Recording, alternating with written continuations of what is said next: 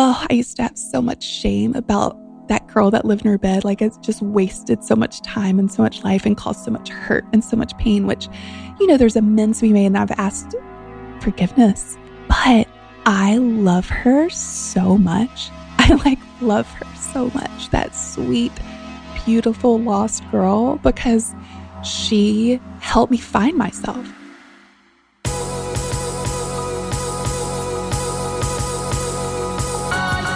You're listening to the Almost 30 podcast, a lifestyle podcast hosted by Krista Williams and Lindsey Simsick. Tune in for a new episode every Tuesday to hear our honest conversations about topics like wellness, entrepreneurship, spirituality, and self-development with guests who are really smart, really inspirational, and really fucking funny. It's real, it's raw, and it's unfiltered. Inspired by our transition from our 20s to our 30s, we realized it's so much more than that. Our mission is to provide you with the tools, guidance, and motivation to help you navigate any transitions in your life and propel your personal growth. Thanks so much for tuning into the Almost 30 podcast. Here we go.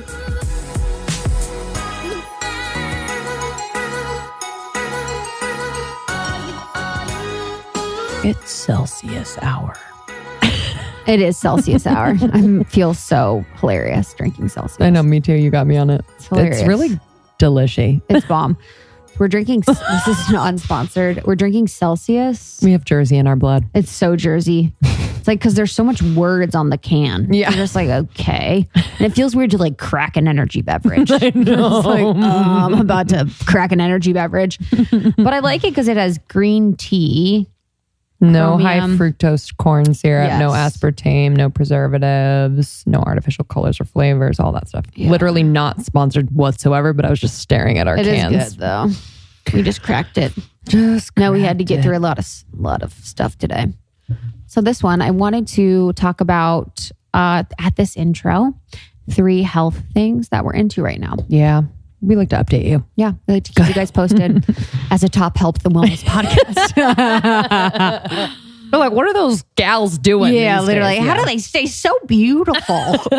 My roots are down to my nipple, honestly. My roots are insane. We're getting ready for the transformation, eh? Yeah, I can't wait. Every wait. month I do like a week of actually caring about what I look like, and I look like a new person. I go from hobo to drag queen. I in think 1 week. most women feel that way, where it's like, there's a week where like your nails are at their wit's end, the pedicure looks atrocious, your hair is terrible. It's like, oh my God. And then you just go at it and you spend like $1,000 more And you're like, or I more never want to dollars. see without. Yeah. Honestly, it's like I'm getting my hair cut, colored, tan, everything. God, So damn good. it. Hate it. Whatever. I'm a diva. So, okay. So my first Top one, 3. Yeah. So one, a wealth wellness thing that I'm into right now. A wealth hellness. Wellness. Helly well. It is hellness. It is hellness. So right now is during my workouts, like actually engaging the muscles that I'm supposed to be engaging. Whoa. I know. It's a radical thing. It is a radical thing to actually be engaged in your workout enough to engage the muscles that you're supposed to be engaging. Yeah. So I'm feeling this. for me, a lot of times I am quad dominant. So on my quads, I will engage them. That's my preference of my body, to engage them more than I am going to engage my hamstrings or my butt. So I have been really thinking about, putting my weight in the back of my heels, engaging my butt way more than I used to. Also engaging my abs, engaging, my biceps instead of my shoulders, or my triceps instead of my shoulders. So really thinking about the body parts that I want to work on and having enough body awareness to engage those muscles and relax the other ones that I'm kind of, that I'm trying to not work on or engage as much. Yes. Wow. I know. What particular workouts are helping you to like become more aware? Mega Reformer. Bar that's a I good think one. really does too. I think bar's really helpful for like, some people like it or they don't, but it is helpful to do the small movements, to engage those tiny muscles that they talk about. I really like it when they kind of touch the muscles that I'm supposed to engage. So whether that's my butt and they just like poke it or something like that, it helps me to have the muscle awareness to communicate in my body that muscle to activate. And Mega Reformer has been really helpful for that, especially with my core. I really am not someone that if you guys see me, you know, I'm not someone that's like a core girl. So being on the Mega Reformer and engaging my core and all the muscle and every movement that we do makes me sore. And then that helps me to have that muscle connection so I can engage it more in the future. Yeah. I've said engage probably 80 times, but no, I mean, yeah, Mega Reformer honestly is one of the best workouts for working the core and also just incorporating intentional breath. Yes. Like, you know, that helps me in yoga too, where it's like, oh, I'm feeling more because I'm breathing more. Like if I'm holding my breath, I'm not really feeling the engagement in the lower abs. So yeah, that makes complete sense. I actually got that from Shara. She was talking about how she's engaging her butt in her workout more, and it's really, really helped her see definition. So I have been doing that as well. And it's almost like mind over the matter. It's like using the mind to really concentrate and like talking to the muscles to do more. Yeah. And it's just so interesting. It's presence. And it's actually, you know, getting something from your workout. Like, honey, if I had $1 for every workout I've sent in. Yeah, 100%. I mean, most workouts I send it, talk to me and I'm like, huh? You know, if they're not, I'm like a robot, you know, tell me what to do and I'll do it. And so really engaging and being there with my workout and being as present as possible to engage the muscles that I want to engage or with breath has been really, really interesting. So good. I love that one. And it's free. Free Hack. Free as fuck. You're welcome. That's a really great one. One of my favorites recently, this is not free, but almost free. It's pretty cheap. But I got a car buffer and I buff my body. So I like move the lymph. I move everything towards my heart or like, you know, parts of the lymphatic system. So like towards my armpits sometimes.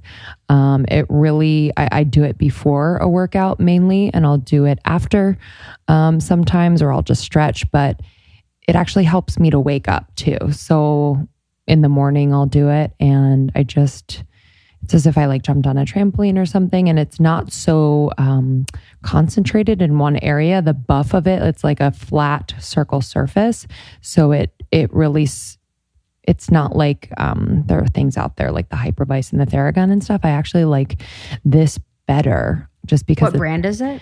It's literally Black & Decker. Really? But and it's just like a soft end. Yeah, there's like a little pad on it and it's Cool. $20 on Amazon. Wow. Yeah, it's and crazy. You just plug it in. You just plug it in. You don't put any lotion on it or anything? No. Okay. Just like, unless I want to get freaky. like you put a... I can just do it over, butter on you can do it over your clothes. Like it's, you know, Wow. you can do it on skin. It's like either way, it feels really, really good. And now you have a car buffer. Maybe you want to buff your car. Wow. Catch me never buffing my car. Honestly. Respect. Yeah. But that's been really nice. It's cheap and just like a fun hack. I'm like, oh, that's cool. Yeah. You know, like 100. I could, like no one's doing that. no one's really doing it. No one's buffing their body with a Black & Decker buffer. Or they're buying, Get you know, ready. one of those things for like $500. They're really expensive. Yeah. So, hey, Love it. so good. Catch us sponsored by Black & Decker. I know. Can Honestly. you imagine? Can you imagine? That'd be amazing. That would be actually really fun. We're down.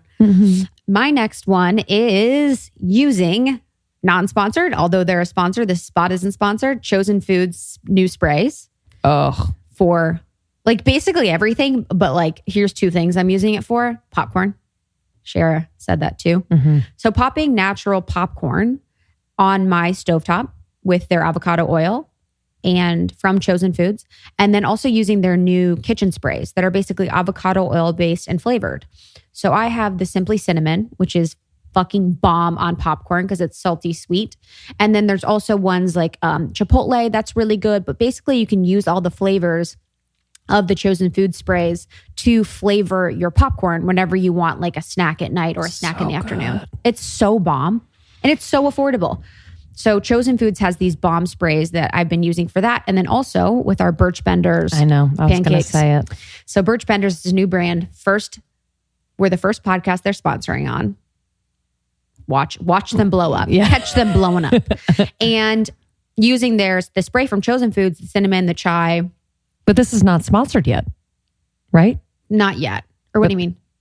They're sponsoring soon. Yes. Yeah. And not yet. Yeah. We'll have what I mean is we'll have a code for you soon. Yeah. Almost 30. Just try it on the website, honestly. And Birch Benders has a banana vegan pancake that is delicious. It's like almond flour, cassava flour, monk fruit. And you can use this amazing spray for it as well. Yeah. I use the spiced chai spray and then do the pumpkin paleo pancakes. Dude, see you later. See you later. That's honestly, I've been having it for dinner a lot because I like to have a sweet dessert. So it's almost like just having the sweet for my dinner. Yeah, it's the best. It's bomb. So Chosen Foods, we have a discount code, almost 30 for 50% off all of their stuff. So I use their avocado oil for baking, all their sprays, and then these sprays are bomb too. So that has been an amazing, delicious, healthy version of a snack that I can have when I want something, that I can eat a lot of. Yeah. You know when you just want to like face plant and some snacks? Yes. Popcorn's good for that. Yeah. No, I completely agree. I've literally been having those pancakes every night. Yeah, they're bomb. Same. I ran out. Okay. My next one is kind of boring, but I've been loving it. So just making sure that I have a book with me at all times. Because sometimes I find myself. Good one. We're in LA. So like I'll either get somewhere early because I left early to beat the traffic and I'm sitting in the car, or I'm waiting for an appointment or a meeting or whatever. So having a book with me just in case so that I make progress on my stack of books that I want to read. Right now I'm reading, actually, let me grab it. It's called Attached. Oh yeah. It's about attachment styles, right? I want to get the author, Amir Levine and Rachel Heller, but it's the new science of adult attachment and how it can help you find and keep love. And there's 3 different styles of attachment: avoidant, secure, and anxious. And it's really fascinating, none of which is to make you feel like, oh my God, if you're anxious, you're doomed. It's really learning how to be in relationship with other attachment styles and to just kind of catch yourself on the aspects of these attachment styles that could be detrimental within a relationship. I'm feeling like I'm a combo. I feel like some that things, too. You're a combo. Yeah, I'm definitely with women, I'm different than men. For sure. And I think it also changes depending on the season I'm in, meaning if I haven't been in a relationship in a while and then I'm dating someone who I'm crushing hard on and into, I kind of become anxious because I think that, I need to be doing things to make them like me. And then if they don't like me, I'm going to lose them. It's this anxious energy around it when really at my core, when I'm in a solid relationship, I'm secure. So a lot of it depends on, and this is what they talk about in the book, a lot of it depends on how the partner responds to your style. So if I am anxious, if I am having an anxious episode, it would behoove my partner to be like, hey, I'm going to see you tomorrow. I can't wait. If I'm feeling like they're not being too responsive, instead of being wow, you're psycho, whatever, it's more just reassuring the partner and being hey, yeah, everything's good. Can't wait to see you tomorrow. I'm going to be off my phone for the rest of the day. I have a lot of work to do, but miss you and I'll see you soon. Things like that instead of, the other. So it's been really, really nice. And it's this type of book. And I recommend if you are going to bring a book along with you, it's one of those, I love that one of those books where you can just read a few pages at a time and you still feel oh, okay, cool. I got something out of that. So a book like this is helpful for that. If it's a novel, I feel I'd want to sit there longer and I know, keep going. But if it's Harry Potter. Yeah, truly. Honestly. But yeah. God, I miss those days when I'd get a Harry Potter and just be bye-bye. Yeah, I'm bye-bye. going to be gone for 2 days to read 6 this hours entire at a book. time. Actually, J.K. Rowling on the podcast would be rad. Oh, Casual. yeah. Casual. Maybe. Who knows? You listening, JK? Yeah, literally. You want to come over to our fucking house? I mean, odds are one of our listeners is related to JK Rowling. Odds are. Shout out. We'll see. She's special. She's so rad. Truly. Yeah, she's just the coolest. So my third thing is looking into the distance.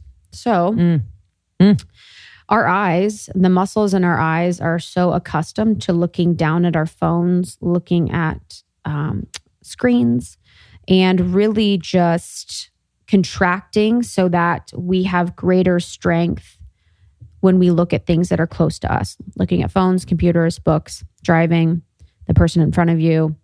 when you're ordering at a restaurant, there are so many things that we use that very close vision for and those very close-eyed muscles for.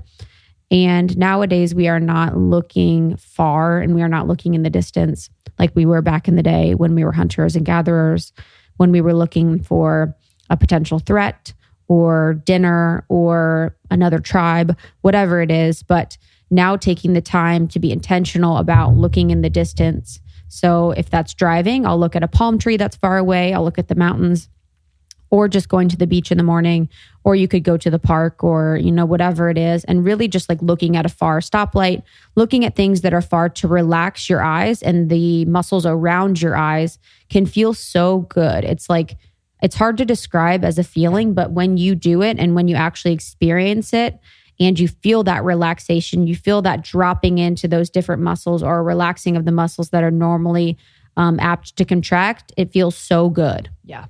It's amazing. I feel it the most too, like in the muscles around the eyes. Like I just feel it after a while. And Same. when I really tell my face, okay, you can rest, I'm like, whoa, I was holding that tension all day. Yeah. I looked at pictures of myself at like a certain point in time, like before I saw Colette and was doing gua sha and stuff like that. And I was like, why do I look so tight? And it was, because I had a week of not looking into the distance, not relaxing my face, not facial massaging, not relaxing at all. And it just caused my face to be so tight and uneven. And now I can kind of note that and just ease into the muscles on my face and remember that my face is made of muscles. Yeah. Wow. And another free one.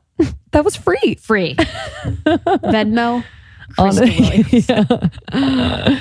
Okay, my last one. There's a Shining Star product that I'm obsessed with, but just in general. Okay, so I'll start off. My mom knows that I love Hearts of Palm. And so she got me Hearts of Palm pasta. I'm going to pull up the name of it for you. But what I love about the food industry now is that everyone's fucking hip to the idea that we don't want to let go of like those foods that we grew up with, but they are trying to incorporate like the healthy versions of them and making it more accessible. So I've been doing that with this Hearts of Palm pasta, which you can get online, or you can just make it yourself. Might be a little interesting, but it's called palmini. Palmi. And there's different shapes of the pasta, right? Yeah, there's spaghetti, there's lasagna. Wow. There's a ton of them. It's so good. I actually ate it right out of the jar without even preparing it. One night I did do it with pesto. It was really, really good. So yeah, that's a great one. And also just in general, incorporating more root vegetables, because root vegetables and then berries, because they are drawing from the earth, like because they're in the ground, and the berries are in bushes that are in the ground, drawing the minerals from the earth, minerals that we are missing and that we need. So in the berries, they're stored in the sugar. Same with the other root vegetables like sweet potatoes, carrots, things like that. And it just helps me to feel more grounded. So maybe just taking your own pulse. Like, how am I feeling lately? Am I in the clouds? Am I, feeling a little fiery? Like what's a way in which I can eat that will balance me out? And for me, like sometimes my head is in the clouds. I'm really in my head. So to bring me back down to earth, it's really nice to have nourishing root vegetables and just kind of feel that earthy vibe. I'm like, 100%. Okay, here I am. Yeah. So yeah, just like see what you're feeling. Maybe you are feeling super grounded, and maybe it would, be good for you to, I don't know what an airy food would be, but just popcorn. Popcorn. Maybe it's popcorn. Actually, I don't know what an airy food is either. Or just, no one's ever like, Krista, have more airy foods. Everyone's like, you need to chill out. But yeah, we don't like normally think about what the foods were, just like you were saying about the cold foods. It's like, maybe it's just not the time for that. And the body will tell you in different ways. So yeah, that's what I've been doing. Root vegetables is major. So those 3 tips brought to you by Almost 30 Podcast. And wow, this episode this week, I don't need even a moment. know. I need a moment. So, a few years ago, I'm trying to think. I'm not even sure what year it is now or what year it was then, but I heard Jedediah Jenkins on the Rich Roll podcast, and I've never felt. I remember never feeling like that listening to a podcast before, hearing, someone that was just so in touch, so open, so willing to change and grow. It was just so beautiful. So I started following Jedediah on Instagram, and then, immediately saw his amazing, wonderful best friend, Ruthie, and was just in shock and awe of her light, her energy, her openness, her kindness, and just like never thought that it would be possible that she would want to come on my podcast. Truly. Honestly. It was one of the highlights of my year. And when she said yes, it was like, oh my God. I know. She is, and I don't mean this to sound cheesy, she is pure light. Like I've never actually met someone that is so pure light and joy. And it's remarkable because of the pain and suffering she has endured. And maybe that is exactly why she is pure light and has come out the other side and is a speaker, activist, podcast host, social media figure and author who is helping people who are, in the depths of their pain. And she just so thoughtfully and in such a way, I can't even describe it, just looks for the beauty in the midst of all of that. And I think this is just the beginning for her. I mean, her,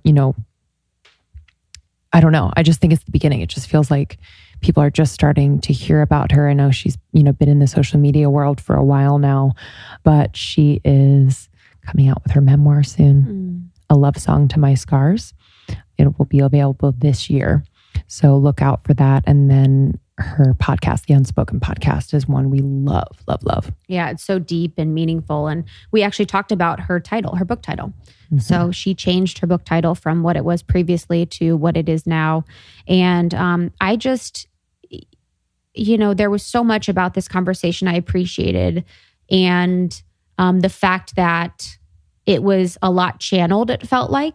She was definitely channeling her highest self, her best self. She's always such a light, but it was such beauty that came out of her mouth. And I was so thankful that she was willing to share and be open about her experience and her journey and her story. And then, how plant medicine has helped her today to integrate a lot of the learnings and a lot of the gratitude from her sickness and her story into her life now, so that she can step out and just love who she is, love her body, and just love this beautiful life that she's created with amazing people, amazing friends, amazing opportunities. Like, she lives a beautiful life, and she definitely deserves every bit of it. Yeah. And that was the first time she's spoken about her plant medicine experience. So we were so grateful that she was so open about that. And I just know, like, her spirit will help a lot of people. The fact that it's just remained unbroken, and she's, survived quite a bit of tragedy. And I know a lot of people out there are, feeling maybe hopeless at whatever point in their life. So I'm really, really, really excited and grateful that we get to share this with you. Thank you, Ruthie. I know. Thank you. I actually have kind of chills right now. I know. And last thing that I really thought was so powerful, there was so much of it, and I can't wait to listen again myself. When she was talking about, loving her body so much, and just like being naked in her apartment and like hugging her body and just being grateful. And, the way that she just spoke about it was just so beautiful, and something that I really took in addition to so much and so much of how she saw her life, I felt like had changed me. But that was something that really stuck with me. I kind of saw it for her, and then I actually was able to see it for myself too.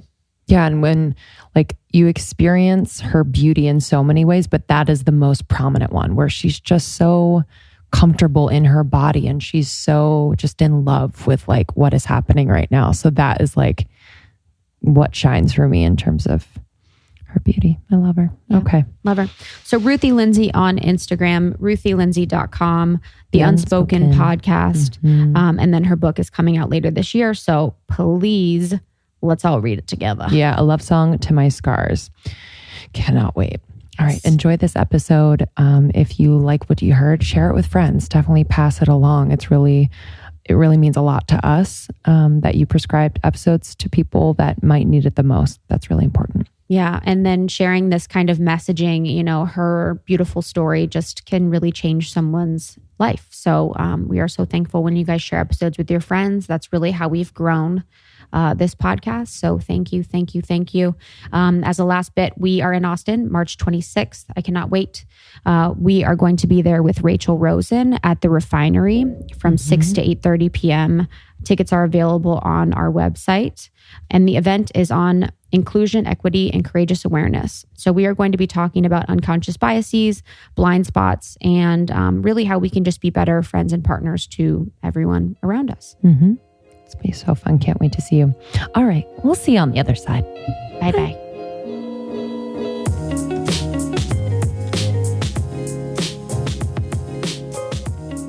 Hopefully they're sending you some free hats. Well, usually By they. Who's like Influencers. Lack of Color House.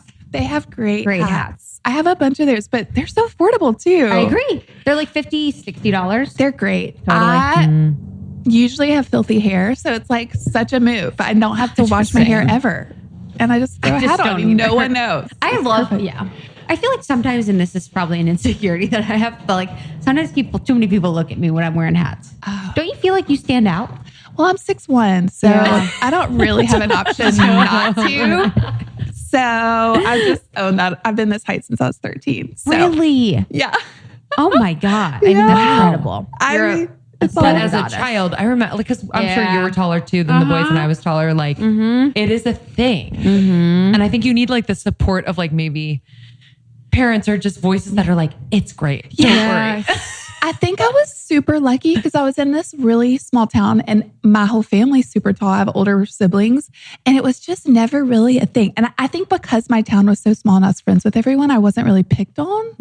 I think if I had been picked on, it would have been a lot harder. But like now people are like, oh, was that so hard for you? And I'm like, no. What are you trying to say? Like, I thought I was great and I still do. Like, I just was like living my truth. And it's funny, I'll forget sometimes. And then I'll see like photos with me and my girlfriends. And I'm like, oh, There's like this much of a gap. And a lot of times when I'm in new places, people talk about it a lot. And I'm like, oh yeah, I am really freaking tall. Totally. But I just don't, I don't.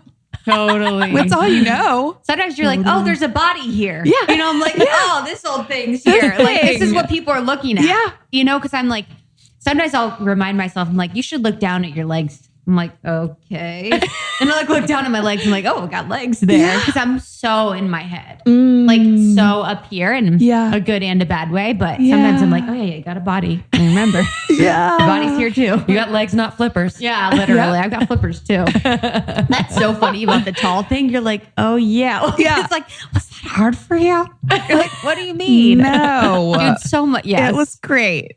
Still is. Dude, that is great. So funny. Yeah. That's amazing. Well, we could not be, more honored to have you here. Our community, our listeners, love you. They love, everything you stand for. Your story really resonated with them. They love following you. And it's just an honor to have, someone like you on our podcast this week. Thank you. I'm so honored to be here. Oh, yeah. Thank you. I want my hair the same color as yours. I like dyed dark. It's the best.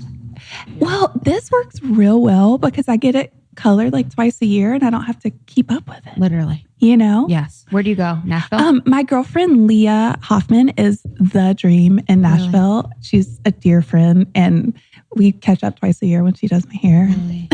I love her so much. She's wonderful. She's so precious. I'm going to go to Leah. Yeah. You would like, give me the love. I'll come with the hat on too. And I'm like... I feel great about us. Oh my God. I would love that. That would be so fun. So for people in our community who aren't familiar with your story, I'd love to start there and dig in. I know you grew up in the Deep South, as you mentioned before, and that kind of presents itself. I mean, it's not how we grew up. So it's a different world. Yeah, it is. It really is. I feel so lucky. I really, it has its loaded things, but I feel so lucky for where I grew up and the culture it's such a rich culture and it's so loaded. There's like in my hometown, it's filled with plantations. I spent the night on plantations at my friends' houses all the time and you don't know.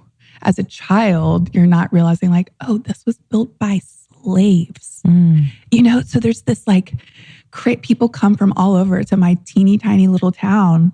And it's beautiful and it's oak trees everywhere. And there's like really precious people, but there's this really loaded, heavy, sad past, So yeah, it's an interesting place. But I grew up in the deep South in St. Francisville, Louisiana.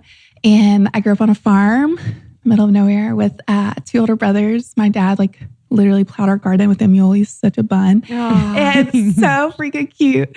And when I had a really great childhood. I thought it's interesting now, and now knowing more as an adult and leaving home, I realized how lucky I was. Like, I never went a day without knowing how incredibly loved and treasured and valued I was.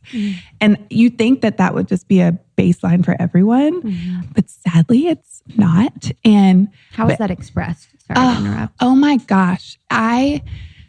Every time I left my parents, my oldest brother especially, we were inseparable. I slept in his room till he graduated high school. I felt treasured.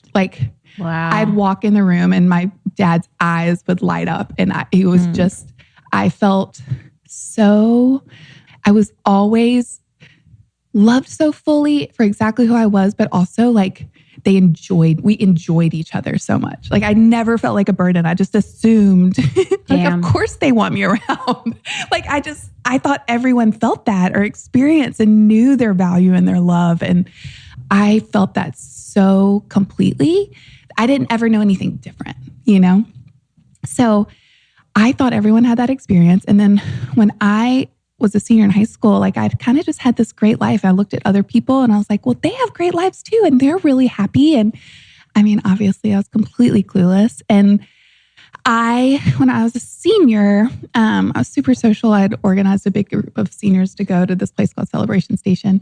And that night I pulled out in front of an EMS, ambulance Suburban, and he hit me on my car door going 65. And I broke 3 ribs and they punctured my lungs, and my lungs collapsed and my spleen ruptured, and I broke C1 and C2, which are the top 2 vertebrae in your neck. And at the time, I was on life support. The driver helped save my life. At the time, honestly, not until last spring, I would always say, they said that I had a 5% chance to live, 1% chance to walk. And I was super lucky to be here. I didn't know the extremity of how bad it was. And I'll kind of explain more of how I learned more this spring, but I was on life support for a while. I was really lucky to be so young and having youth and health and all those things on my side. So I was in the hospital about a month, and back then they used wires in spinal cord fusion. So they took bone from my hip and wrapped it with wire. I left after about a month with a big neck brace, half my head shaved, and walked out of there, which was pretty miraculous. And I besides this big neck brace that I had for 6 months, I went back to really normal life. I don't remember a whole lot from it. So it was way harder at the time for my family and friends than it was for me. But I graduated on time. I cheered at our last basketball game. I was the tallest cheerleader that ever existed on planet Earth ever. But I just love to dance, and I don't sport, and biggest waste of a tall girl. And I went to school, college, graduated on time, had the best experience, was very social, not a very good student, but had the best time ever, and was offered a job in Nashville, moved to Nashville, met my first boyfriend, and we were idiots and clueless and felt guilty about sex and stupid shit like that, and got married. And God bless him. Yeah. It's such a disservice on the human soul that is heaped on us, but we regret nothing. It was all a part of the plan to get me to exactly where I am. But we got married 10 months later and felt super excited. I just assumed everything was going to work out exactly as I had dreamt of. We bought our first little house. He was a musician. I toured with him. We knew within 2.5 years we'd start having babies. We were going to adopt other babies that every color under the sun. I just had this complete vision of what our lives were going to be. And I always knew I'd be a mom. And about a year into our marriage, one day I was walking in front of the store, and this really gnarly pain shot up my head. And I dropped to my knees blacked out for a second. I remember thinking I was going to throw up. And I was like, did I get electrocuted? Like, did I get struck by lightning? It was a pretty day. No. Did someone shoot me? Like, I didn't. It was that severe. And I was left with this black, inky brain. Like, I had this horrible migraine and scared the shit out of me, of course. And this pain, this shooting pain started happening more and more regularly. Started going to all these doctors, and every time they'd have me do an MRI, there'd be this little black spot on my film, and they'd look at it and they'd be like, oh, that's just the magnet in the machine interacting with the wire from your fusion. That went on for 5 years, and the pain just kept getting worse and worse. I tried every therapy under the sun. When nothing was helping, they put me on pretty strong narcotics, and they kept having to up it because the pain just kept getting worse and worse. And I was completely non-functional. I essentially, over time, just was living in my bed. That went on for almost 5 years until finally, it's probably like the 10th doctor I saw. A doctor was like, I can't tell you what's happening until I see what's under that spot. And basically this $50 x-ray showed that one of the wires had broken and pierced my brainstem. And at the time, they were like, you shouldn't be walking. If we don't get it out, you won't be walking. Surgery itself, super high risk of paralysis. Terrified, of course. And I was doing Dr. Drew's podcast last spring, and he was like, no, you should not just like not be walking. You shouldn't have brain functioning. You shouldn't be speaking. You should not be here. And it like, it still makes me emotional. I mean, I'm so glad they didn't tell me that then. I couldn't have handled it. I was like so shut down and not okay. But I'm the only person that's ever had this. I'm like so lucky to be here and walking and alive and speaking and all the things, you know? And so, a few weeks later, insurance wouldn't cover it because it was a pre-existing condition. And a few weeks later, my dad, called Papa, was coming to see me to tell me he'd sell our farm so I could have this surgery because insurance wasn't going to cover it. And just, he had a freak accident on the way, ended up falling down a flight of stairs the night before he was coming, ended up passing of brain damage. And so it was just this like, nightmare. I thought, I was like, I am living in a complete nightmare. This cannot be my life.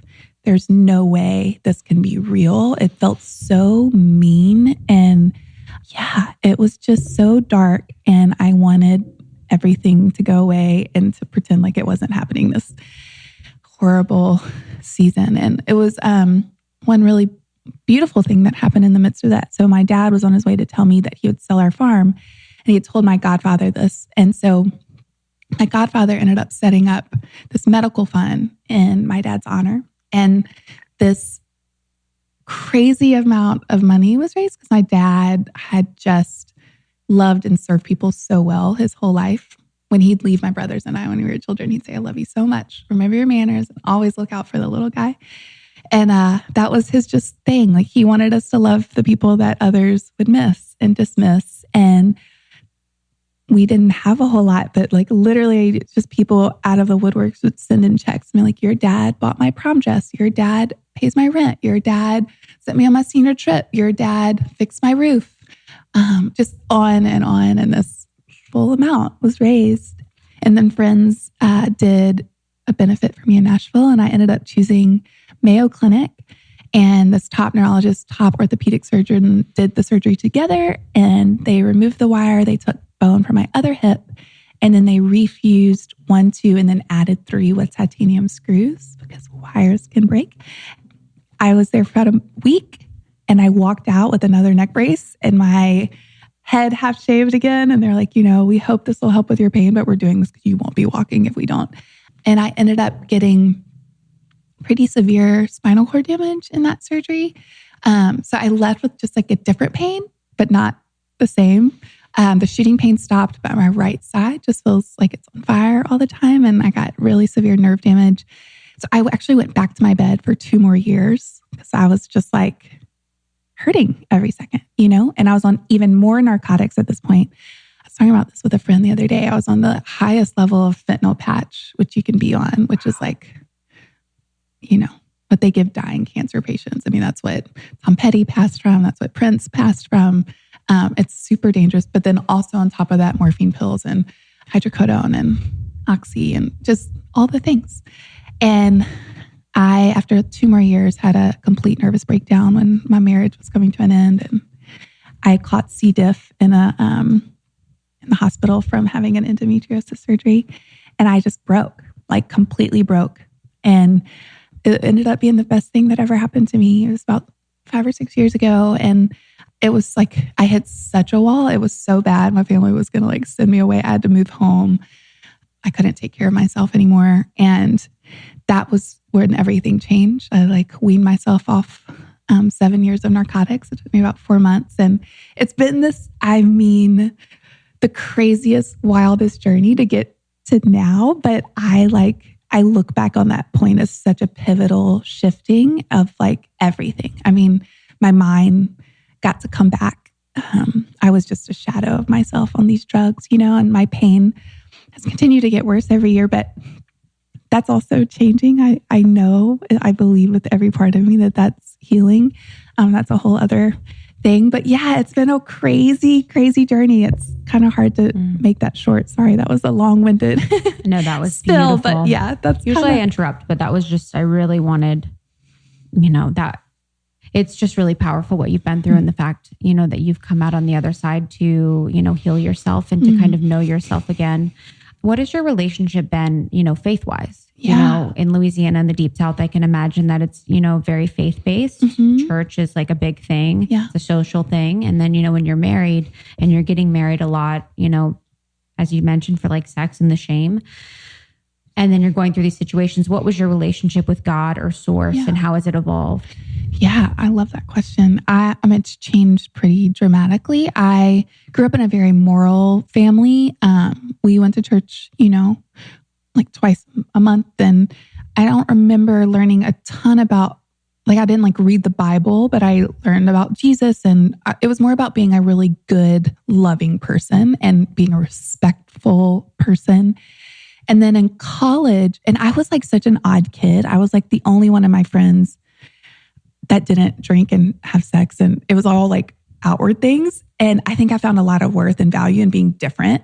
And I kind of felt special and I liked being respected. And it wasn't for any sort of faith reasons. It was more, I didn't want to get in trouble and I liked being different.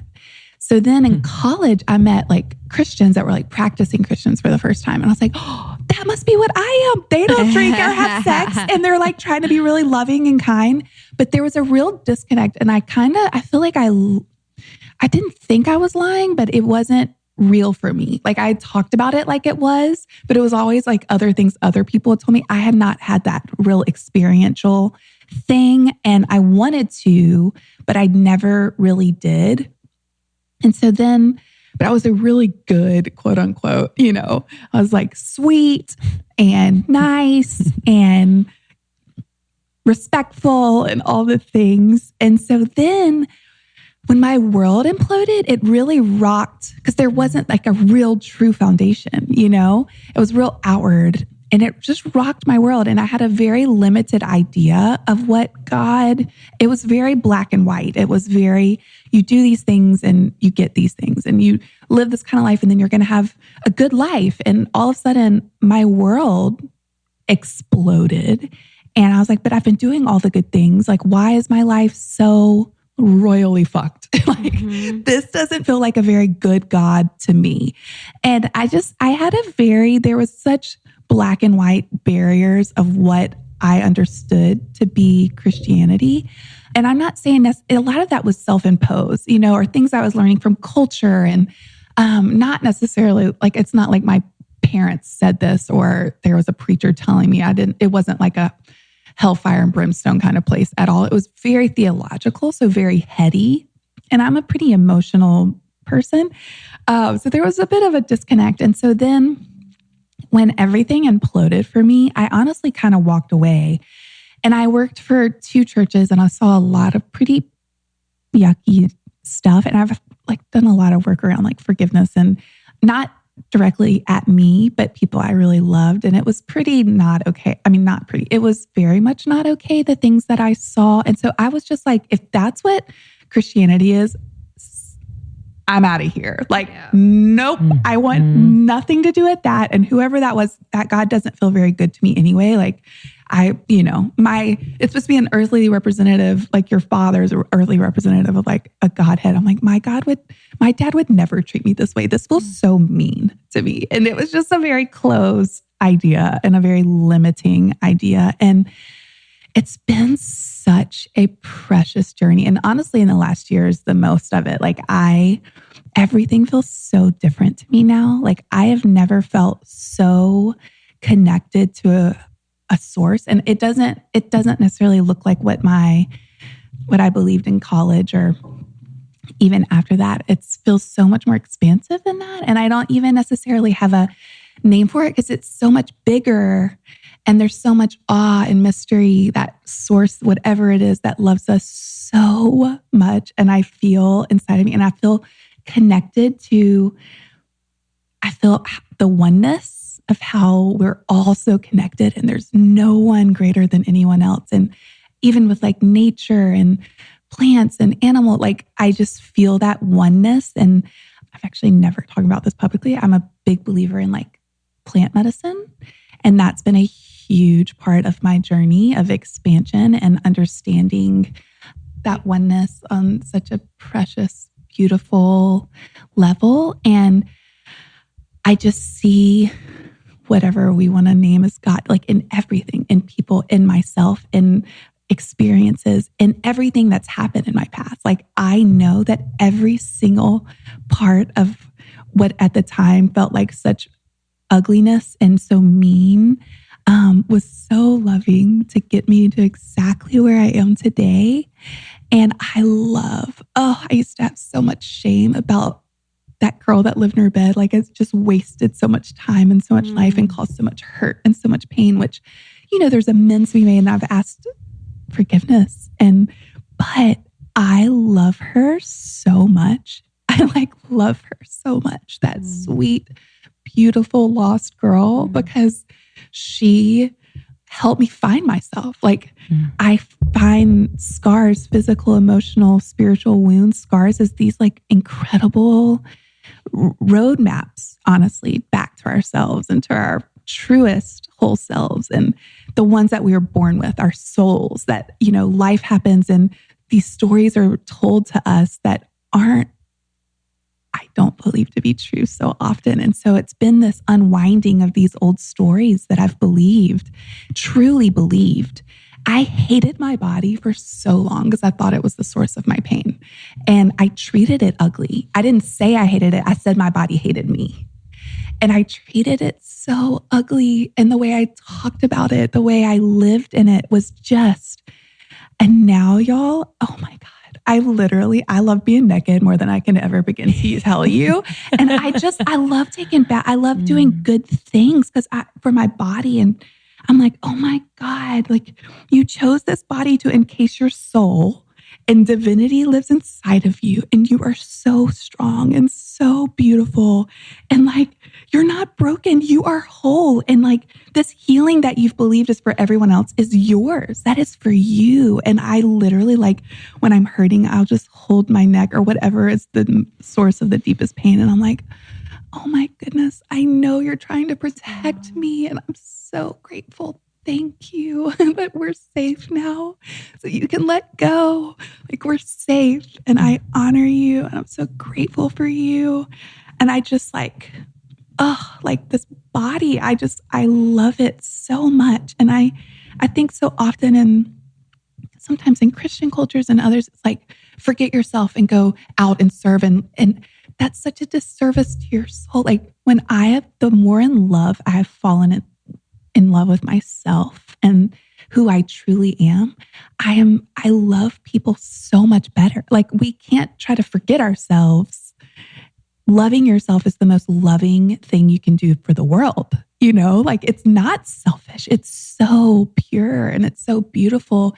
And when you're living out of that expansive, abundant love, I am able to walk out of my front door and love creation out of such fullness and love, the man that I just met in my lift so much better. And like, it feels so different. It's so abundant and it's coming out of such fullness. And before, when I was like, forget yourself, you're being so selfish, don't be so depraved, I was living out of a more scarcity idea. And there was a shame when I thought I was like being self-centered, or I don't know. It just feels so different. It feels so drastically different as I've like fallen back in love with myself and who I was created to be. And like doing this sort of like healing, loving work is like, I believe healed people heal people, and transform people transform people. And it's the most loving thing that we can do in this life is like heal ourselves so we can bring healing to the world, And so that's been my journey. It's been the most beautiful, precious, sweetest privilege. Like I am just in awe constantly. And I'm like, oh my God, this life I get to live. And like the people I get to live with, these members of my soul family that I get to do this life with, blow my goddamn mind. Like I can't believe this is my life. And I just feel so honored, and like my pain feels like this precious teacher that has given me like the greatest gifts in this life. And it's not in this like, I don't know, sometimes I'm like, I hope that doesn't come off as this Pollyanna-ish, like life's really hard, and it doesn't take away that things are still really painful and hard. And I'm not diminishing that. Like I feel that, but the level that I've let myself actually experience that, it's like, it's taken the power away from it. And I can kind of open-armed, open hand, like, I don't know, it doesn't carry the white knuckled feeling that it used to. It feels I feel so peaceful with it, and yeah, that's the best word, like joyful, and I feel very peaceful. I swear there is nothing better than having crisp, comfortable bedding. I know. I think with that also too, it's knowing that your bedding is environmentally and socially responsibly sourced and is something that is at the a pillar for Altera Pure, which is one of our favorite sponsors. Our favorites, yeah. I mean, comfortable too, because it's not going to affect our skin. Like sometimes if I've had, kind of cheap bedding, I don't know where it comes from or how it's made, I've had skin reactions, and Altera Pure is one that we trust, and we just love it so much. They're sustainable. They're committed to fair trade with their partners. And, they've been in the textile industry for a long time, so they know what to look for. And they don't take any shortcuts. They're super transparent about their process, how things are made. So you can literally call them up and ask them questions, and they will keep no secrets and tell you what you need to know. So you can try Altera Pure by going to alterapure.com, ALTERRA pure.com. Use the code ALMOST30 for 15% off anything, and you'll get free shipping on orders over $75. So we love them so much, alterapure.com. These days, there is nothing really better than creating a home. And I'm just in an apartment, but the little touches that make this place home honestly make me so happy on a daily basis. And one of the big ways in which I've done that is to get furniture that is simple and modern, yet warm, and creates an aesthetic that inspires me, and that just makes me feel super grounded. I love Article. Article has incredibly well-made furniture, Scandinavian simplicity, beautifully designed, and it's an online furniture company, and they take out the middleman so they can keep their prices super low and quality high. So there's no showrooms or salespeople or anything like that. And what's great is that if you need help setting up or anything like that, they offer in-room delivery and assembly assistance, which I did, and they were so kind. We were cracking up as we were putting together this beautiful bookshelf. I also have a stunning marble coffee table, and my chairs that we use for the podcast are from Article. They're incredibly comfortable, sleek, and super easy to put together. I put those together. Hey. So for our listeners, Article is offering $50 off their first purchase of $100 or more. So you can visit article.com/almost30. That's all it takes. Go to article.com/almost30 and the discount will be automatically applied at checkout. So that's article.com/almost30 to get $50 off your first purchase of $100 or more.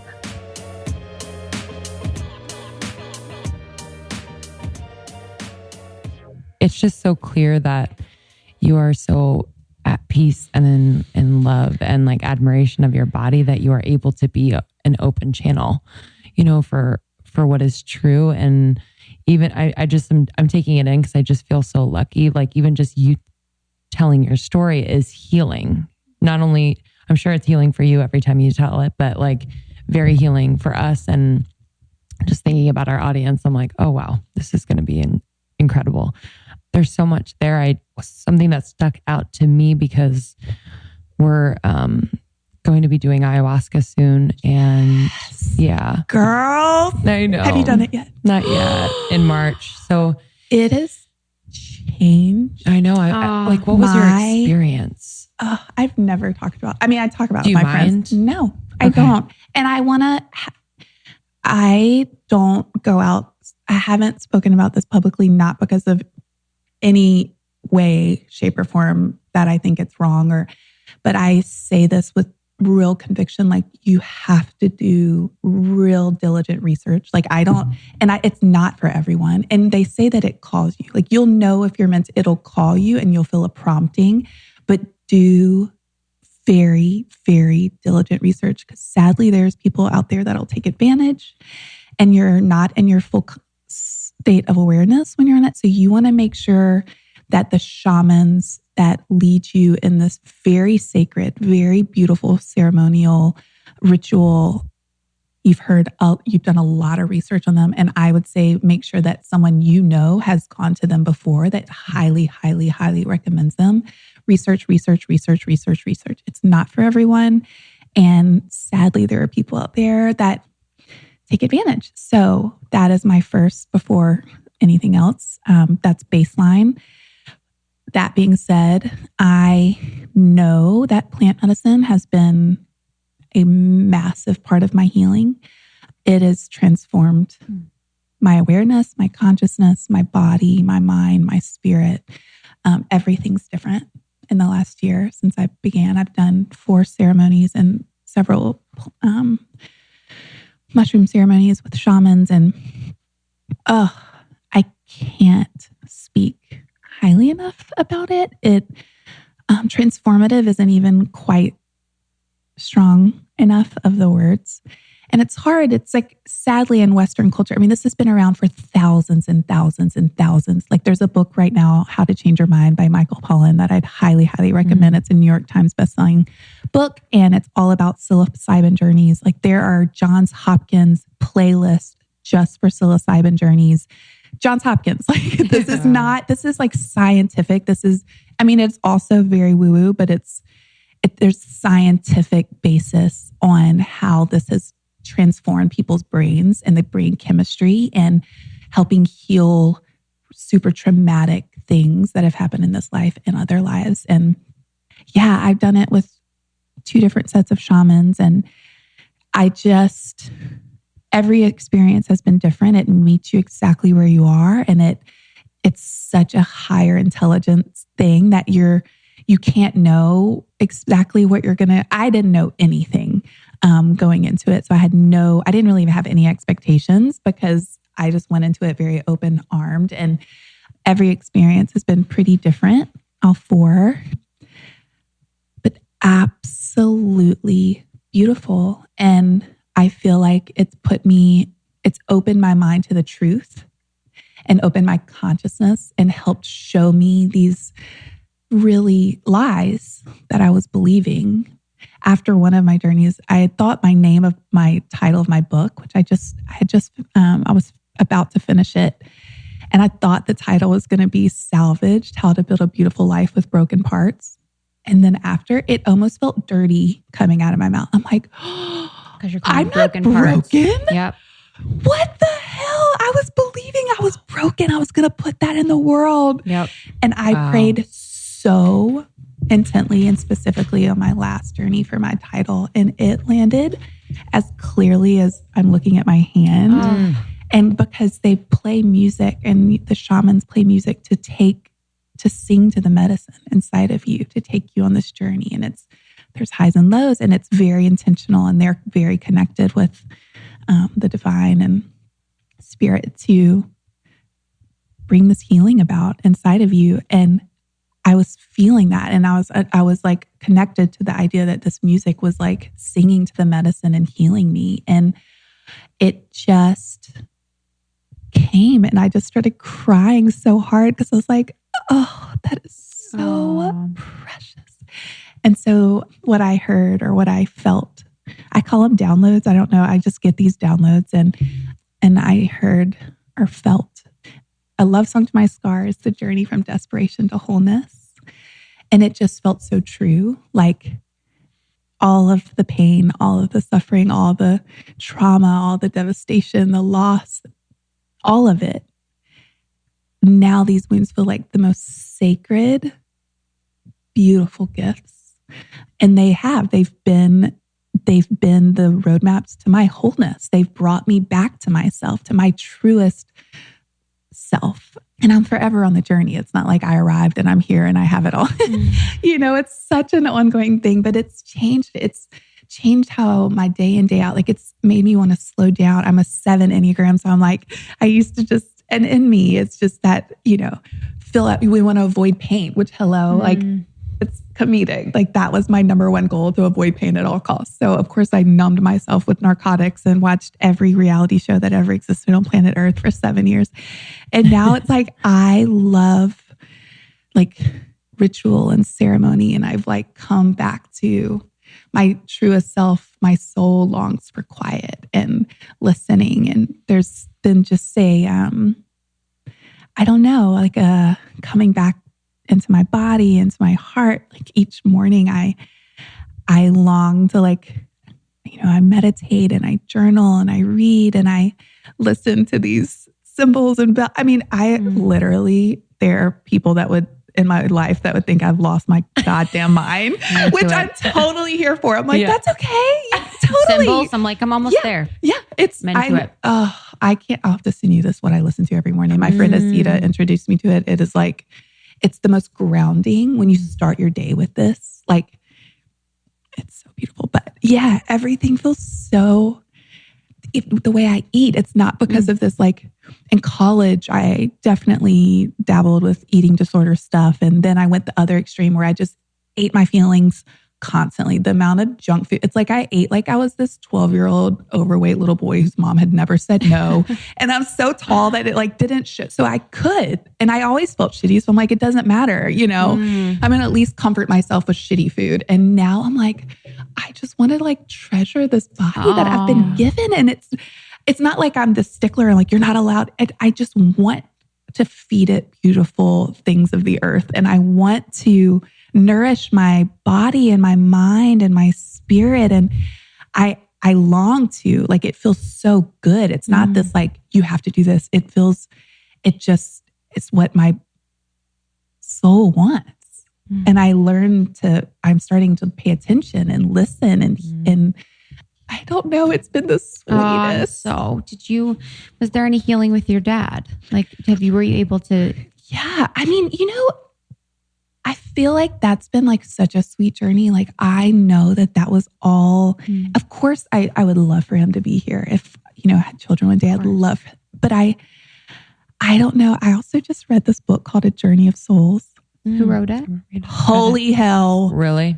Y'all, my friend Sam, 3 different people within a few months told me to read it. Say no more. Yeah. And I also got this tattoo, this girl. So the first ayahuasca ceremony, the lady, the Peruvian shaman who I madly fell in love with. And it was so beautiful because during the water ceremony, she was talking and she barely spoke English. And she would say word for word things I say in my talks. And I was like, this this is so beautiful because it's not my truth. It's just the truth. And we're connected to the same source, and people can call it Jesus or Buddha or whatever. It doesn't, but when you're like really connected to the one source, of course you're going to have a similar language, you know? So at one point during the second ceremony, she hands me this rock and tells me it was for my pain. And she knew nothing about me. Like, they don't even have internet there. She didn't know anything about me. And I'm like, hello, excuse me. And halfway through the ceremony, she goes, the medicine wants to heal you.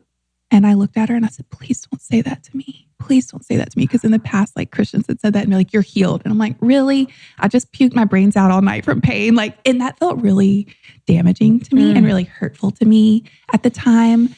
And I felt like something was wrong, or maybe I don't have enough faith, or maybe God doesn't love me enough. And, you know, because these people are telling me I'm healed. And I'm like, I can't get out of bed, you know? So when she said that, I didn't want to feel that way about her, because I felt her purity every time she'd walk around to like bring tinctures and potions to people. I don't know. I would literally look at her and not say it out loud, but in my head, I'd go, notice me, notice me. Oh my God. I loved her. I Totally. saw God in her. I mean, her purity was like her essence. Yeah. Anyway, that's But it's almost so gaudy, she wouldn't pick a favorite. Oh, yeah. No. Do you know what I mean? She was going to exactly who needed, you know, but at one point she said, the medicine wants to heal you. So long story short, those words have been said to me in the last 6 months more times than I can express to you. And I asked this girl who was in Austin, I was getting a stick and poke tattoo, and her Instagram said, don't reach out. She's 3 months booked. And I did anyway. And she goes, email me. And she goes, I never let people break the line ever. But this morning in my meditation, I was told that whoever reached out to me needed my tattoo medicine for their healing. Hello. No one calls tattoos medicine. Yeah, I'm roll the like, back of head. this is one of I can't tell. We'd be here all day of all the instances where this keeps happening. But she was one of the third people that said, read this book.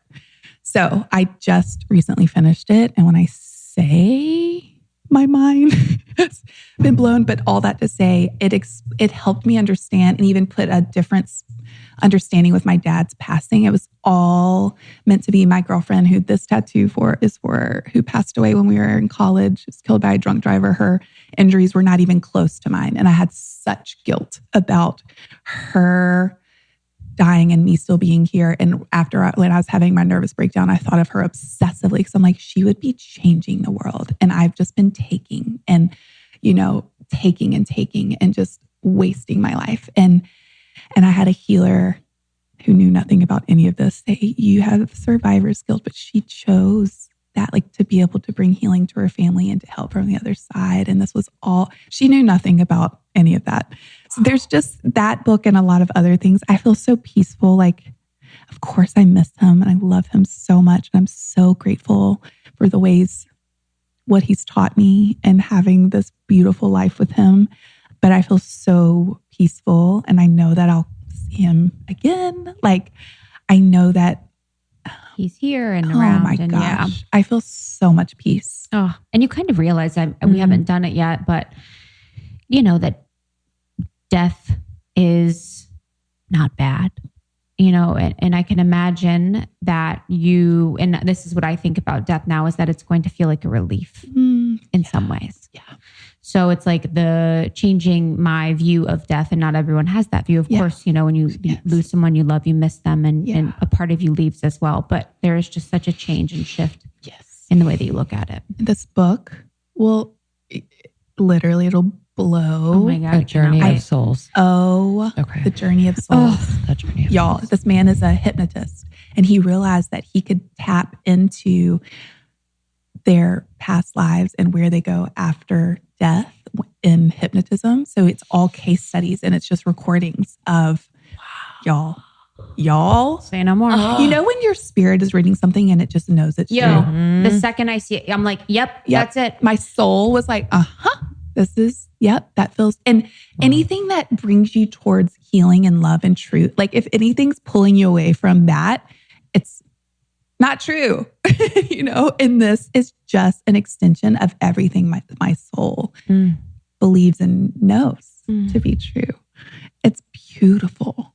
How have you and maybe the plant medicine is part of the answer, but for a lot of your journey, a lot of the pain and being in bed and, being on drugs and then, having your marriage, you guys chose to end it. How did you process anger? Like, have you been because you are so sweet and you are so kind and you are so thoughtful and compassionate.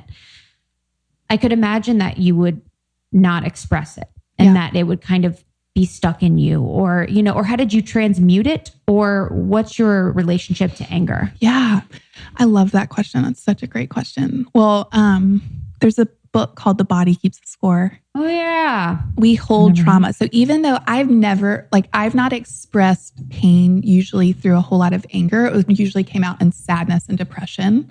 And they're same sources, it just plays out differently in me. Mine usually would just shut down and I would take it out on myself more than outwardly, externally. But I've been doing so much trauma work. I've done a lot of EMDR, a lot of neurofeedback. I did a 3-day trauma intensive at On-Site working with a shaman. I've done such, writing my book was honestly the kickstart into this healing on such a soul level because I had to go into these old traumas on such a level that I didn't even remember so many of them. But they were stored. They don't leave until you give them an access point to leave. And so it was so dark. It was the darkest I've experienced depression. You hear people talk about the dark night of the soul. I experienced that writing this book. And so I was so desperate that I dove. That's why I started this journey with all of these things, because it was I had to. I was not okay. And it was all part of the plan to help me release so much of this pain and so much. The Body Keeps the Score is such a beautiful example of showing and giving scientific data and explaining our cells hold trauma and it lives in our limbic system in our brain, but we're created to heal. Our bodies are so amazing and so beautiful. And so transcendental meditation and neurofeedback and all these things that I've been doing are literally rewiring my brain to exit these traumas. Doing neurofeedback, it does literal brain maps and I can see on there how my brain is healing from these traumas. So of course my pain is going to be better, because I'm releasing trauma. So it's just, I'm in this beautiful healing season and I never believed that my pain could get better. For a year, literally it's been worse every year for 15 years. And I thought, well, this will be my vehicle to be able to connect and love other people. And I'm just going to have to learn how to bear it. And I will, because, I'll be able to help so many others. And I never believed that I could be better. And I'd go to all these doctor's appointments and I'm like, you can't help me, but it can't hurt to try. And now, y'all, I swear to you, every appointment, I'm like, you're going to be a part of my healing. I go on walks, I'm like, this is a part of my healing. Oh. And I do Pilates. I'm like, oh, this is a part of my healing. And I take baths. I'm like, oh, this is a part of my healing. And music and meditation, all the things. I'm like, I eat well. I'm like, this is a part of my healing. And joy, laughter. I believe it. Mm-hmm. I know it. I know. The connection between the belief and the pain is so. Oh my God. And our words are the most powerful thing. So of course, when I thought my body was this source of deep hurt, pain, hatred, our cells hear us. So one thing that you can do that is so beautiful, it starts speaking differently, even if you don't believe it yet. I started looking at myself naked in the mirror. I did not believe the beautiful things. And I was like, you are loved. You are love. You are whole. Healing is for you. And I would cry. I didn't believe any of those things. And now I know it's true. It feels so different, but the words came before the belief. The words came before the emotions, because our bodies, our cells, our brain hears us and how we speak about other. There's just this energetic, it all is connected. And if you are feeling hurt and deep pain by someone, start every day sending them love. That energetic shift, either you'll change how you feel about them or they will. Something will change. And you can't hold on to that hatred if you send absolute pure love and wish goodness and hope. Like, you aren't going to feel it at first. You're just going to feel the pain that they've caused or you've caused, but it comes. I've watched it so many times, and I just can't speak loudly enough about the value of words on a cellular level, that energy shift that happens. It's incredible. And I can imagine that like those words, one, not only change your body, but it almost becomes like a magnet. So like, yes. I mean, when you mention just like your friends and your like chosen family and your family, like, lucky enough to kind of see you all out there, and get to know you, and you all are so magnetic and people that we just want to like be around. Right. So how did you kind of like call them in, like, and when, and at what time? And I just think community, we know now with almost 30 that it's just so important. Yeah. It's everything. Yes. So how has it really fed you and healed you? Yeah. Y'all ask such amazing questions. We're the best. You are the freaking best. Taking us a little bit, but now you know we're the best. Oh my God, nailing it. Y'all are absolutely nailing it. Home run. Oh my God, I feel so lucky. Yeah. I think it's so interesting. People write me. Well, I believe we have soul families that we've done a lot of lives with. And a lot of times people write me and they're like, how do you get these kind of friends? And I mean, this is such a basic thing, but like foundationally, like you have to be a really, really, really good friend. And you're going to have hurts and pain. It's not like we're perfect and we hurt each other. Like that's life, but there's such a like loving, we're committed to loving each other and going through the pains and speaking truth and honest and being open about when we've hurt each other and being receptive about when we've hurt one another and not defensive. And that's been a huge growing thing. And I think in this life, I knew that I was going to have a lot of physical trials, and friendship has never really been a struggle for me. I met one of my soul family members when I was 17 years old, and she's been with me through everything. I think she's one of my guides. She is like an oracle of just truth and goodness. Even when I was like, I want nothing to do with Christianity, I would ask her. I never questioned her. I always believed it. I knew that she was so connected to the source, and I always trusted her, and I always felt loved by her. And I always watched the way she loved others. And I tried to be a Christian in my 20s because I was like, I want to love people the way Katie does. It was just, there's a purity about her. But I don't know. I think especially after I lived in my bed and I started living again, I was open. And I think what you start putting into the world, it's like you said, it's this energetic, magnetic. I don't understand how it works, but I know what you put in the world, you get. Like I started living more out of abundance, and I was literally overloaded with abundance. And just understand, like I have this tattoo of my open hands, and that's the whole idea. Like there's always more coming in. So I don't have to hold on tight and cling to my resources, what I learn, my money, my home, everything I have is a gift, and there's always more. And I get to be filled by it constantly. There's always more. And I don't always live out of that place. But when I come back to my most wholehearted self, I can open my hands and, give freely of all resources, knowledge, time, my things, my resources, whatever they are, because I can always come back and fill back up. And so I think I found people that also live like that. Like there's just such an abundance mentality with my friend group, and there's not a whole lot of, we all are human. We have moments, but we choose to try to come back to our wholest selves. There's not a lot of jealousy or nitpicking. Like I'll hear, not like close friends, but people will write me and tell me about these like traumas they're experiencing in their friend group. And I'm like, oh my gosh, I don't know that. Yeah. I just don't.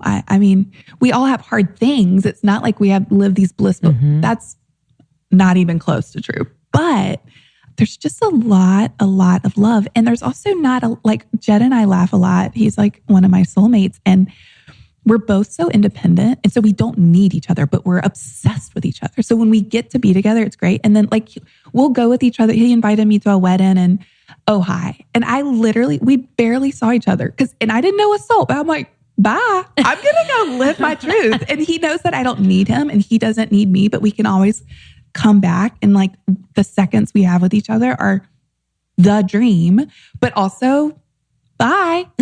Like, like it just, I don't know. There's not that like, I need you by me to be okay. Like we don't need each other to be okay because we're okay. So that we can just enjoy each other on such a full, like my best friends, Amber and Audie, I never have to worry. And same for them. Like when beautiful things happen, I'm like, oh, I can't tell them this because they're going to, one's like about to be a mom and one just got married and I'm out like traveling around. But like we all know that our blessings are so full. It just looks different. I never hesitate to tell them when a beautiful thing's happening and they never hesitate. Like when Audie got pregnant, I'm like, oh, we're having a baby. And like, I'll be in the delivery room. And like, when I got a book deal, we got a book deal. Like we're writing a book, it's like it's all this, it's a both and like we walk through it with each other and we celebrate each other's joys and we mourn each other's losses. And